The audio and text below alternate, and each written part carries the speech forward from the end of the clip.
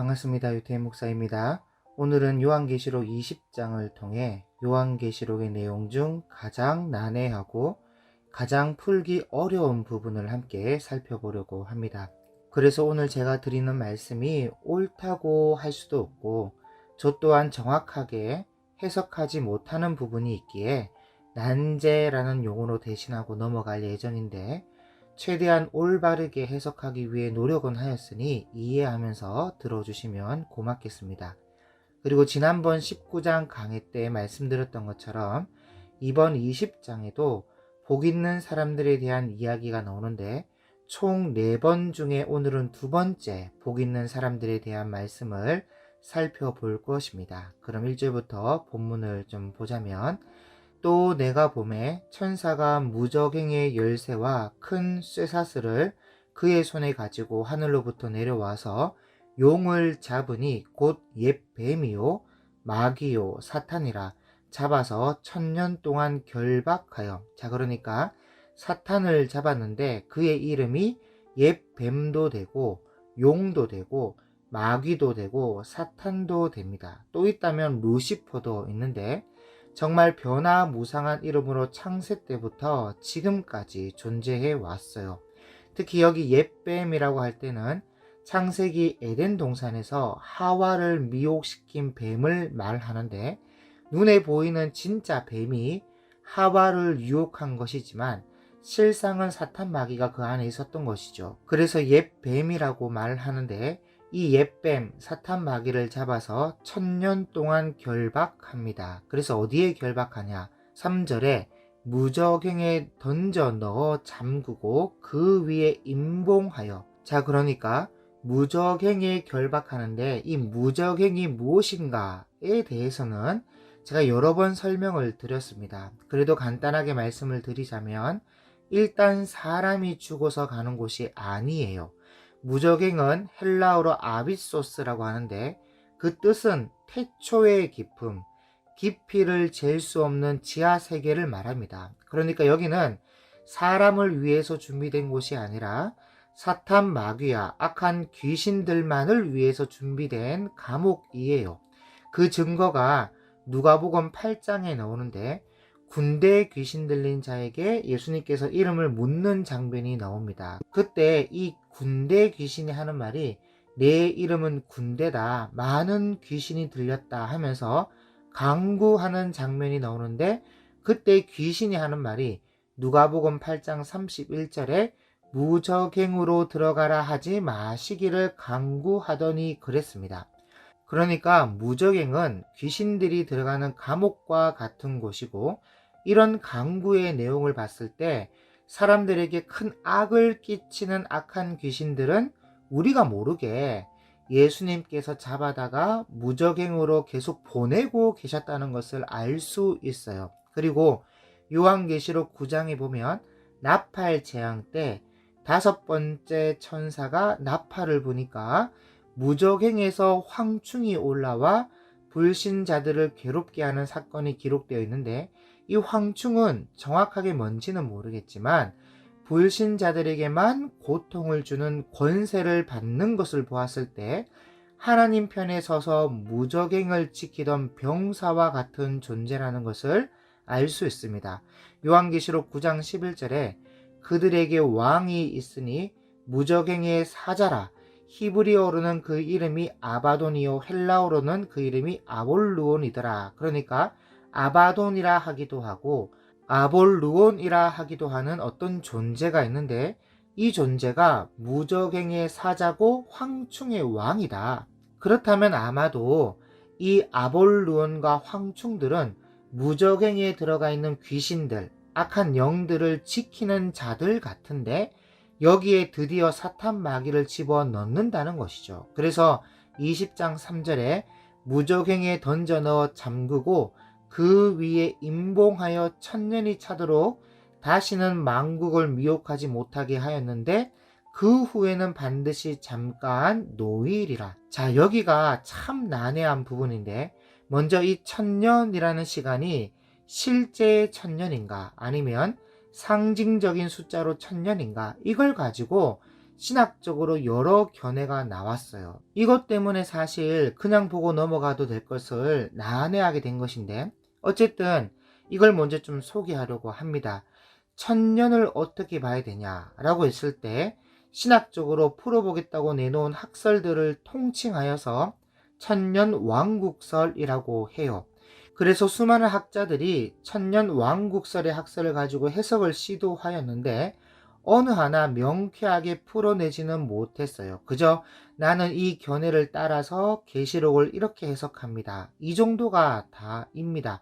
왜냐하면 풀어낼 수 없는 이유가 사실 미지의 세계에 대한 해석이기 때문에 명확하게 풀어낼 수가 없어요. 그래서 천년왕국설의 견해들이 뭐가 있냐면 전천년설, 후천년설, 무천년설, 역사적 전천년설, 세대주의적 전천년설이 있고, 이런 학설들을 토대로 하여 해석을 많이 해 놓았는데, 중요한 것은 견해에 따라 그리고 사건에 따라 해석은 하되 구절구절 살펴보면서 풀어내주고 있지는 않다는 거예요.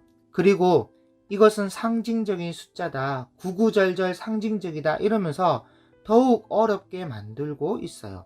그래서 먼저 천년왕국설에 대한 견해들을 간단하게 정리해 드리자면, 먼저 전천년설이라는 것은 예수님의 재림이 천년왕국 이전에 일어난다고 보는 견해입니다. 저도 이렇게 보고 있는데, 그러니까 그리스도의 재림이 있은 후에 천년 동안 그분이 세상을 직접 통치하는 것으로 보는 설이 전천년설이라고 해요. 그리고 여기에는 분파가 두 가지로 나눠지는데, 그게 역사적 전천년설과 세대주의적 전천년설입니다. 먼저 역사적 전천년설은 초기 교부들로부터 이어져 온 견해로서 똑같이 그리스도의 재림이 천년 왕국 이전에 재림은 하지만 재림 이후에 천년 왕국을 두고 문자적으로 진짜 1천년 동안 천년 왕국이 있다고 믿는 학설을 역사적 전천년설이라고 해요. 저도 여기에 동의하는 입장입니다. 그리고 세대주의적 전천년설은 19세기 중반 존 넬슨 다비에 의해 체계화된 학설인데, 이 학설은 예수님의 재림 전에 교회가 환란에서 휴거하고 그 다음 불신자들에게 7년간의 대환란이 있고, 그 다음 예수님이 재림하여서 1000년 동안 통치하게 될 것으로 보는 학설입니다.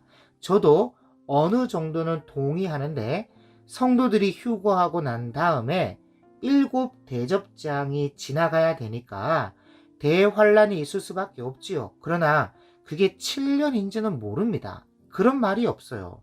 그리고 불신자들에게 주는 고통이기 때문에 대환란이라는 표현도 옳지 않습니다. 그래서 순서상 7나팔을 순서대로 볼 때 성도들은 적그리스도에 의해 많은 고난과 아픔을 당하다가 마지막 나팔 소리에 휴거하게 되고, 남아있는 불신자들은 7대접장을 받은 후에 예수님이 재림하여 오시고 천년 왕국이 이루어진다. 이것이 진행 순서인데, 문제는 순서는 맞게 학설을 냈지만 7년 대환란이라는 말은 없다는 거예요. 그 다음 후천년설인데, 후천년설은 쉽게 말해 전천년설과 정반대의 견해입니다. 그러니까 예수님이 재림이 천년 왕국을 지나고 난 이후에 재림이 일어난다고 보는 견해인데, 교회가 세상을 점진적으로 변화시켜서 천년 왕국의 상태를 이루고 있고 그 후에 그리스도가 재림한다고 믿는 설입니다. 그런데 문제는 뭐냐? 지금 돌아가는 행태를 봤을 때 교회가 세상을 변화시키고 있는가? 아니죠. 오히려 세속화되고 점점 더 타락해 가고 있는 것을 보고 있지 않습니까? 그러니까 이 학설은 전제 자체가 말도 안 되는 견해입니다. 틀린 견해예요. 그 다음 무천년설인데, 무천년설은 천년 왕국을 숫자 천년으로 보는 것이 아니라 상징적인 숫자로 보는 영적으로 해석하는 견해입니다. 그러니까 천년은 곧 교회의 시대다. 예수님의 초림부터 재림까지 기간을 상징하는 천년이다. 그리고 이 천년 곧 교회의 시대가 지나가고 나서 예수님이 재림이 있고 그 후에 최종 심판과 새하늘과 새 땅이 있을 것이다 이렇게 보는 견해가 무천년설입니다. 그런데 저는 이 견해를 따르지 않아요. 1장 1절부터 쭉 읽으면서 함께 살펴본 바로는 무천년설보다는 전천년설이 저는 100% 옳다고 생각합니다. 그러나 중요한 것은 그 어떤 견해든 간에 천년이 진짜 숫자 천년이든 상징적인 천년이든 이것은 그때 가봐야 알 수 있다는 거예요. 왜냐하면 미래의 일이죠. 미래의 일. 미지의 일이기 때문에 그날 그때 가봐야 알 수 있는 일입니다. 온 세상의 그리스도인들은 이미 모두 휴고하고 없는 상태인데다가 이 땅에 남아있는 불신자들은 7 대접재앙과 그리스도의 재림으로 모두 다 죽임을 당한 상태에서 천년 왕국이 이루어지는 것이니까 이 땅의 지식으로는 제대로 풀 수 있는 것이 아니라는 거죠. 이 땅의 지식으로는 제대로 알 수 있는 것도 아니라는 거예요. 그래서 이것은 미지의 세계로 난제로 놔두는 것이 옳다고 봅니다. 그래도 여러분 우리가 사도 요한이 이 부분을 기록해 놓았다는 것, 기록해 놓았으니까 우리가 말씀을 근거로 추측해 볼 수 있다는 것은 확실하다는 겁니다. 해볼 수 있는 것은 해봐야 되니까. 그래서 4절을 계속 보시면 또 내가 보좌들을 보니 거기에 앉은 자들이서 심판하는 권세를 받았더라. 자, 여기 보좌들을 이라는 말은 복수인데 원어로 드로노스라고 하면 보좌라는 단수이고 드로누스라고 하면 보좌들이라는 복수예요. 그리고 이 보좌들 위에 앉은 자들이 있는데 이 또한 복수로 쓰이고 있습니다. 그러니까 심판하는 권세를 받은 어떤 이들이 있는데 그들이 누굴까라고 했을 때 누군지는 정확하게 알 수는 없죠. 그런데 추측해 보자면 적그리스도가 왔을 때 적그리스도와 거짓 선지자들에게 무슨 뭐 천사들이 박해를 당하고 그런 건 아니지 않습니까? 그래서 천사들이 여기 앉아서 심판하는 권세를 받진 않았을 것이고 본래 심판의 권세를 가지고 계신 하나님이나 예수님이 또 권세를 받았다. 그것도 옳지 않은 표현이죠. 그래서 아마도 성도들이 심판하는 권세를 받은 것 같은데 물론 창세 이후로 모든 성도가 그 보좌에 앉는 것은 아니고 아마도 3년 6개월간의 적그리스도의 박해로부터 끝까지 복음을 사수하고 고난과 아픔과 박해와 치욕에서도 끝까지 인내하며 말씀을 사수한 순교한 영혼들, 그들이 아마 여기 앉아서 심판하는 권세를 받지 않겠는가. 그리고 또 산순교자라고 적그리스도의 박해와 아픔 속에서 끝까지 인내하고 승리한 사람들 중에 죽지 않고 휴고되어 온 사람들이 있거든요. 안 죽고 살아서 휴고된 그들이 권세를 받아서 보좌에 앉지 않았을까 저는 그렇게 생각합니다. 그래서 4절을 계속 보시면 심판하는 권세를 받았더라. 또 내가 보니 예수를 증언함과 하나님의 말씀 때문에 목배임을 당한 자들의 영혼들과, 자 그러니까 이 영혼들은 뭐 초대교회 때부터 순교한 모든 영혼들을 두고 하는 말이 아니라 하나님의 말씀 때문에 또 예수를 증언함 때문에 순교한 자들을 두고 하는 말인데 그 범위가 어디냐? 그 범위가 적그리스도가 왔을 때부터예요. 왜냐하면 이때가 가장 하나님 말씀 때문에 또 예수님을 증언함 때문에 가장 많이 순교하는 때거든요. 그리고 4절을 계속 보면 또 짐승과 그의 우상에게 경배하지 아니하고 그들의 이마와 손에 그 표를 받지 아니한 자들이, 그러니까 말 그대로 적그리스도의 박해 가운데서 승리한 사람들을 두고 하는 말이죠. 그래서 이들이 어떻게 되느냐? 살아서, 다시 말해 순교하여 죽은 영혼들과 죽지 않고 살아있다 휴거되어 올라간 모든 사람들이 살아서, 다시 말해 새 육체로 부활하여서 왕노릇한다는 거예요. 그래서 고린도전서 15장 51절에 보라 내가 너희에게 비밀을 말하노니 우리가 다 잠잘 것이 아니요 마지막 나팔의 순식간에 호련이 다 변화되리니 나팔 소리가 나매 죽은 자들이 썩지 아니할 것으로 다시 살아나고 우리도 변화되리라. 이 썩을 것이 반드시 썩지 아니할 것을 입겠고 이 죽을 것이 죽지 아니함을 입으리로다. 그래서 마지막 7번째 나팔 소리와 함께 죽은 자들이 썩지 아니할 육체로 다시 살아나고, 살아있는 사람들도 호련히 변화되어 새 육체를 가져서 휴거되어 올라갔기 때문에 죽은 영혼들과 죽지 않고 올라간 사람들이 다 부활한 육체로 살아서 그리스도와 더불어 1000년 동안 왕노릇하니 이렇게 되는 거예요. 그래서 아마도 이 1000년 왕국이라는 기간을 보낼 때 여러 보좌에 앉아서 심판하는 권세를 가진 자들이 누구냐면 적그리스도의 박해 가운데서, 그러니까 창세 이후로 가장 힘들고 가장 고통스러운 때를 믿음으로 승리한 이들에게 하나님이 주시는 위로와 보상이 아니겠는가, 그렇게 보인다는 것이죠. 물론 창세기 시대의 족장들이나 초대교회 성도들이나 오늘 우리들도 분명 1000년 왕국을 보내는 동안 함께 왕노릇하며 시간을 함께 보내겠지만 우리가 꼭 심판하는 여러 보좌에 앉을 이유가 없다는 거예요. 왜냐하면 우린 적그리스도의 박해를 당하지 않았으니까. 적그리스도가 오기 전에 우리가 죽게 되면 낙원이라는 곳에 가서 쉼과 위로와 평안을 누리고 있을 것이니까 우리가 꼭 심판하는 보좌에 앉을 이유가 없습니다. 그런데 반대로 창세 이후로 가장 고통스러운 시대를 이겨낸 성도들에게는 위로받을 시간이 없어요. 위로받을. 그래서 왕노릇할 때 심판하는 권세를 주심으로 따로 위로를 주고 계신 것이 아닌가.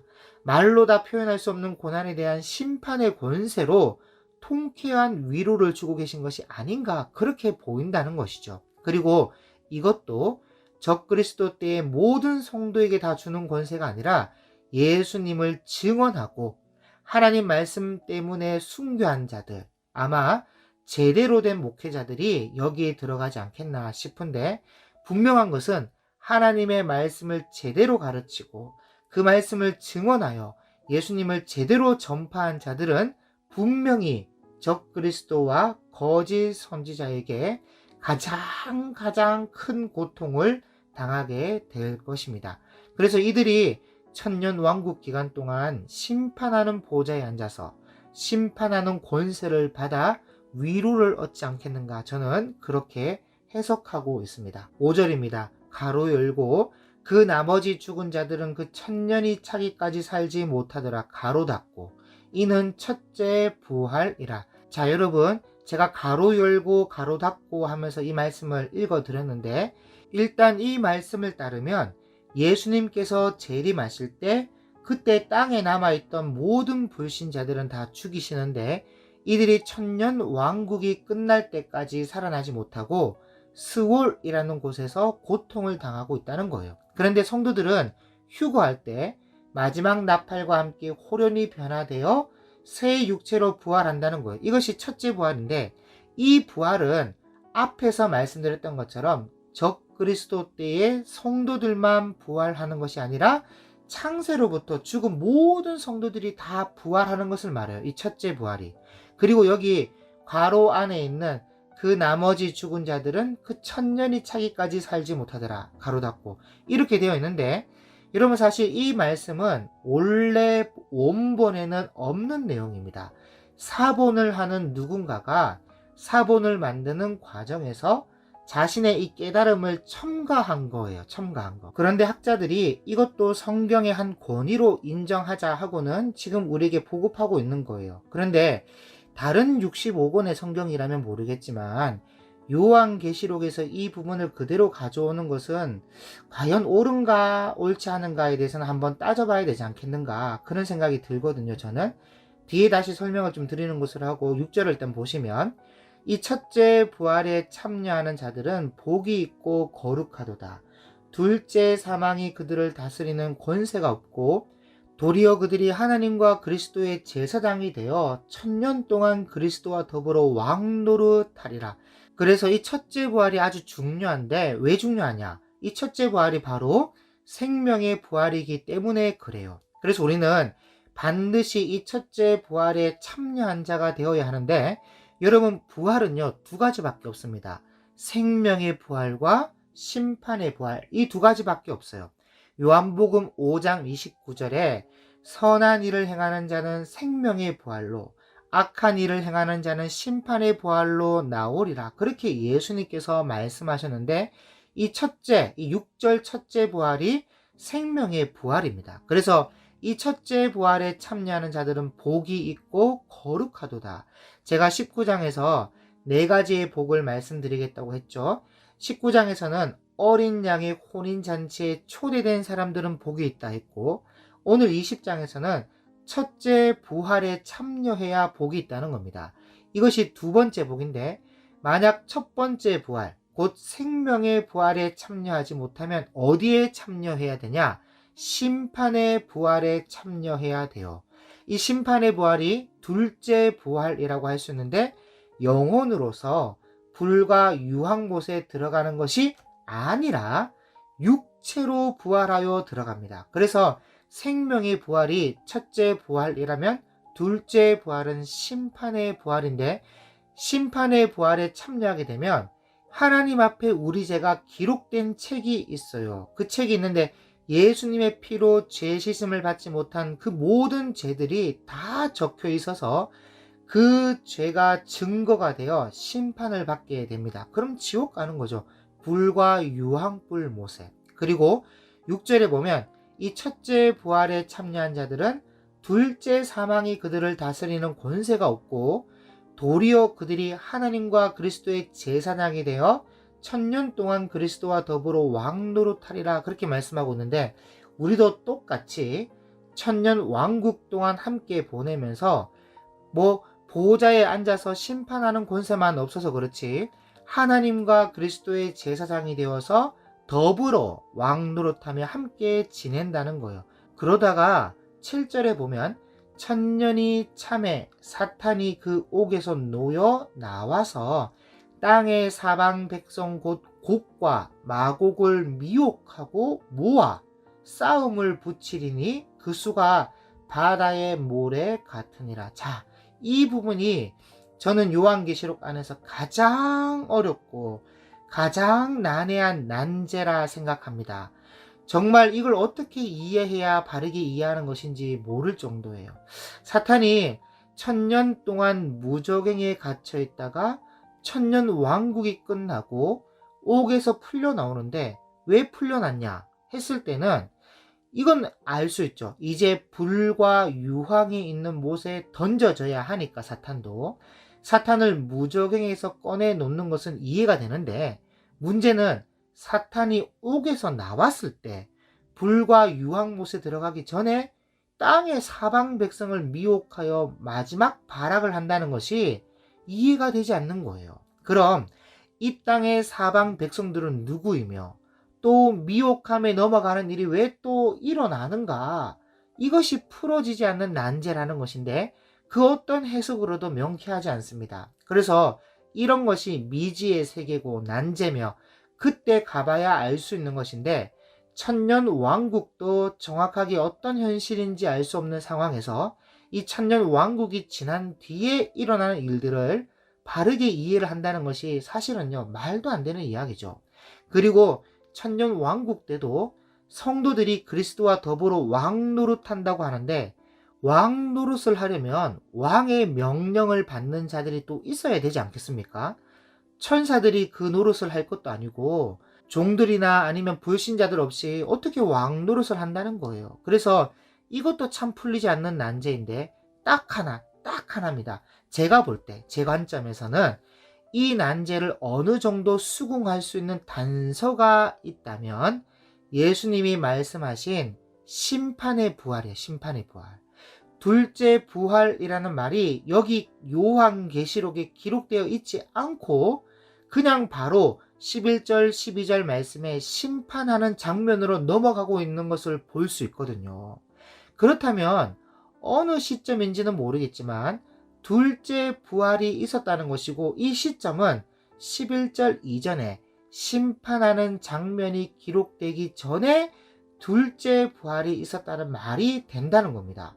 그런데 13절에 보면요, 바다가 그 가운데서 죽은 자들을 내어준다. 또 사망과 음부도 그 가운데서 죽은 자들을 내어준다. 이런 말씀을 봤을 때 둘째 부활의 모든 불신자들이 다 부활하는 것은 아닌 것 같고, 마치 4절에 말씀하고 있듯이 보좌들에 앉아서 심판하는 권세를 받은 자들의 범위가, 4절의 범위가, 보좌에 앉아서 심판하는 권세를 받은 자들의 범위가 적그리스도 때의 사람들, 예수를 증언하고 하나님의 말씀을 증언한 사람들이 앉아 있는 것으로 봤을 땐 아마도 적그리스도 때의 불신자들, 정말 악하고 악하게 행한 나쁜 놈들, 적그리스도 편에 붙어서 성도들을 괴롭히는데 함께 동참했던 이 나쁜 놈들, 이런 놈들을 먼저 둘째 부활, 심판의 부활로 살리신 것이 아닌가.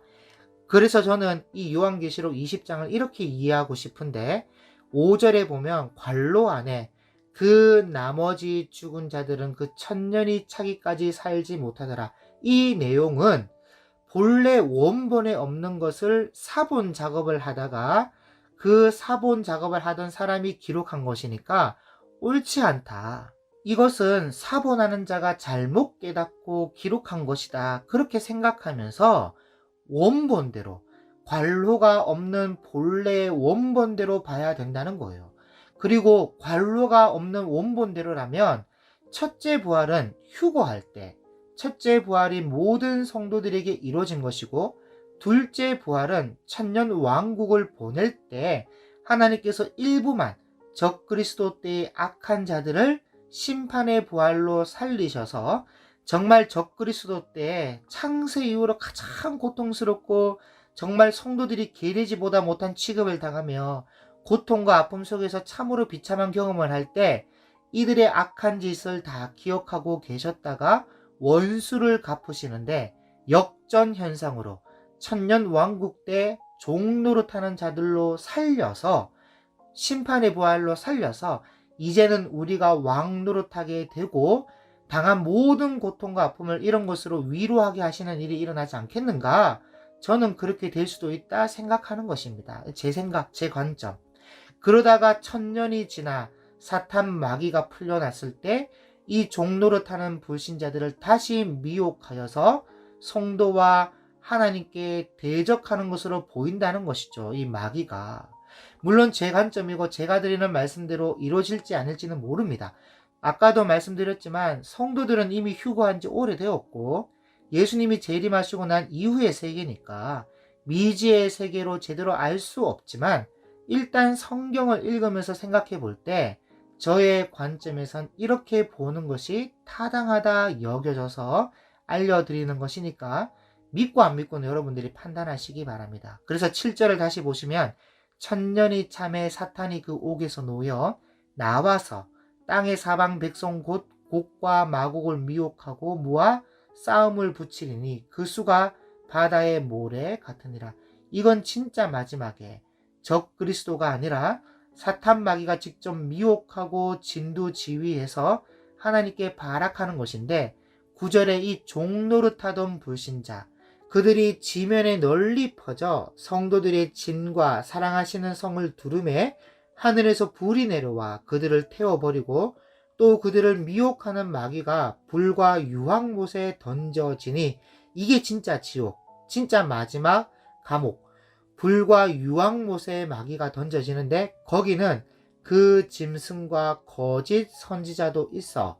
다시 말해 이미 들어가 있죠. 그래서 거기에 마귀도 들어가서 세세토록 밤낮 괴로움을 받으리라. 그러니까 요한계시록 19장 20절에 보면 예수님이 재림하실 때 예수님과 더불어 전쟁을 일으키던 적그리스도와 거짓 선지자들을 바로 그 자리에서 잡아다가 불과 유황못에 집어 던지는 장면이 나오는데, 심판하는 보좌를 베풀 것도 없이 바로 즉결 심판을 하시거든요.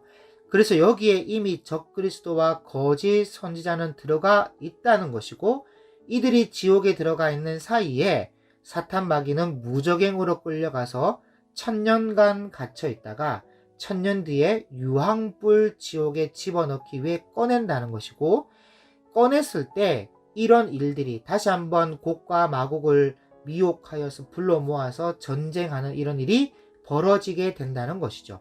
그런데 참 재밌는 것이 마귀도 바로 유황불에 집어넣으면 되는데 그렇게 하지 않고 무적행에 먼저 들어가게 했다는 거예요. 그래서 무적행에 대한 저의 관점은 일단 귀신들을 위한 곳이기 때문에 여기엔 귀신이라면 반드시 한 번은 갔다가 와야 되는 뭔가가 있는 것이 아닐까. 그래서 마귀도 여기에 보내져서 천년을 보내게 한 것이 아닌가 그렇게 보이고, 여러분 보세요. 적그리스도와 거짓 선지자는 귀신이 아니라 사람이잖아요. 그래서 바로 즉결 심판으로 불과 유황못에 집어넣은 것이고, 마귀는 영적인 존재니까 무적행으로 먼저 보낸다는 거예요. 그리고 마귀가 유황불 지옥이 아닌 무적행으로 들어가니까 마귀를 추종한 불신자들도 아직은 유황불 지옥이 아닌 스올에 갇히게 되는데, 추종자들인 만큼 같이 다니게 하는 것을 볼 수 있습니다. 물론 여기엔 적그리스도와 거짓 선자들은 예외지만, 그러니까 얼마나 이들이 악하고 악하게 했으면 심판의 부활도 없이 바로 즉결 심판을 받겠습니까? 그래서 적그리스도 때가 가장 힘들 때인데, 그때 견디고 승리한 성도들을 위해서 위로의 시간으로, 어차피 마귀는 무적행에 가 있겠다. 창세 때부터 이어져 온 불신자들은 스올에 가 있겠다.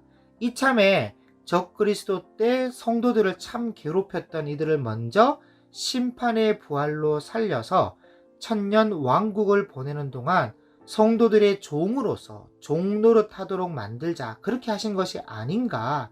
그런 다음 이제 천년이 지나서 마귀와 함께 이들을 심판하려고 하시는데, 그때 마귀가 마지막 발악으로 이들을 미혹하여 성도들의 진과 사랑하시는 성을 둘러싸게 되고, 하나님께서는 싸워보기도 전에 하늘에서 불을 내려서 둘러싼 이들을 태워버리고 바로 마귀를 불과 유황못에, 다시 말해 진짜 지옥에 집어 던졌다. 저는 그렇게 보고 있다는 것입니다. 그런 다음에 11절에 또 내가 크고 흰 보좌와 그 위에 앉으신 이를 보니 땅과 하늘이 그 앞에서 피하여 간데 없더라. 이제 불신자들을 향한 최후의 심판의 보좌를 베푸시는데, 또 내가 보니 죽은 자들이 큰 자나 작은 자나 그 보좌 앞에 서 있는데 책들이 펴 있고 또 다른 책이 펴졌으니 곧 생명책이라. 자, 그러니까 두 가지의 책이 펴져 있죠. 책들이 펴져 있다는 책과 또 다른 책인 생명책이 펴져 있으니까 두 가지의 책이 펴져 있는데, 죽은 자들이 자기의 행위를 따라 책들에 기록된 대로 심판을 받으니 바다가 그 가운데서 죽은 자들을 내주고 또 사망과 음부도 그 가운데서 죽은 자들을 내주매. 자, 그러니까 이때 이미 부활한 적그리스도 때의 불신자들 말고 그 외에 남은 창세로부터 죽은 모든 자들이 둘째 부활로 살아나는데, 각 사람이 자기의 행위대로 심판을 받고 책에 기록되어 있는 자기 행위대로 심판을 받는 거예요. 그런데 그리스도인들은 예수님의 이름으로 세례를 받을 때 우리는 믿음으로 예수님을 영접하고, 그렇게 예수님을 영접할 때 예수님의 피가 우리의 죄를 용서하시는데, 기록된 두루마리의 모든 죄목을 다 도말하고 간과하여 정죄함이 없게 해 주십니다. 그렇지만 불신자들은 그 죄가 그대로 있어요. 왜냐하면 예수님의 피를 거절했으니까. 그래서 심판을 받는데 자기 육체뿐만 아니라 사망과 음부도 불못에 던져지니, 그러니까 아예 모든 것을, 사망이라는 그 죽음이라는 이 사망도, 수월도,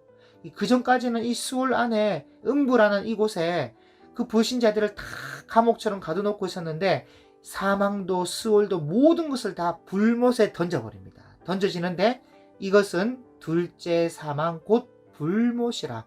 누구든지 생명책에 기록되지 못한 자는 불못에 던져지더라. 이게 진짜 지옥입니다. 진짜 지옥. 그리고 여기에는 제일 먼저 적그리스도와 거짓 선지자, 다른 말로는 짐승과 또 다른 짐승이 여기에 제일 먼저 들어가고, 그 다음에 천년 왕국이 끝난 뒤에 사탄 마귀가 들어가고, 이제 불신자들과 사망과 음부, 스올까지도 여기에 다 들어가게 됩니다. 이렇게 해서 모든 세상이 끝나게 되는 것이죠. 그리고는 믿음 있는 자들, 처음 아담과 처음 하와, 죄와 사망이 없는 세상으로 돌아간 모든 성도들의 세상이 이제 남아 있는데, 그것은 이제 다음 시간에 살펴보도록 하겠습니다. 감사합니다.